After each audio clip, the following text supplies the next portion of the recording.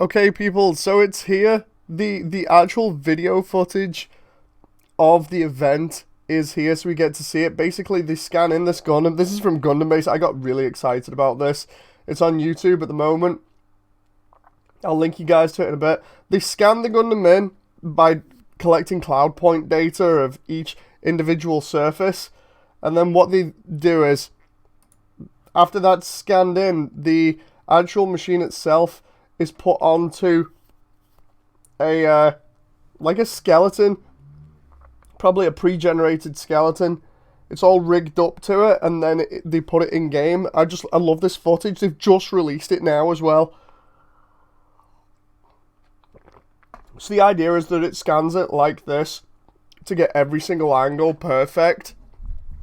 And then of course it ends up being scanned into the machine like this. The one thing that I'm not happy about with this is that I really shouldn't say that. It's early in development, right? I'm really happy about the fact that they've got it to this stage. They've even got the cross silhouette crossbone Gundam there and the V2 with the full armor.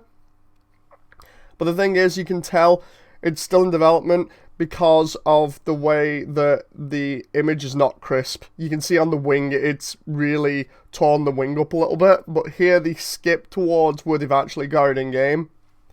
As you can see, they're running it on a PC build at the moment, which is probably a prototype. But as you can see, the Gundam's now in game. And then the person playing the game can just play it as if it was, I'm assuming, a standard Gundam game. It looks a little bit like it's on the Breaker 3 engine. I could be wrong. It's just the way that it moves and everything. But as you can see, the person has full control over their mobile suit now for a certain period of time. I love the way that this is fully implemented and works.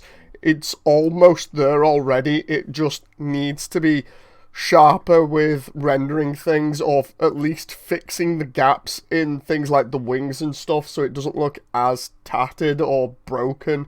But apart from that, it's looking good. I'm happy with this. I know people were skeptical about this, but I honestly, when I first saw the images, I thought it was going to be like this, and it is. So this is fantastic to see. It's another step in the right direction for getting a mix between reality and something that you can do in a game.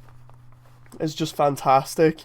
Anyway, I'll see you guys next time. Bye.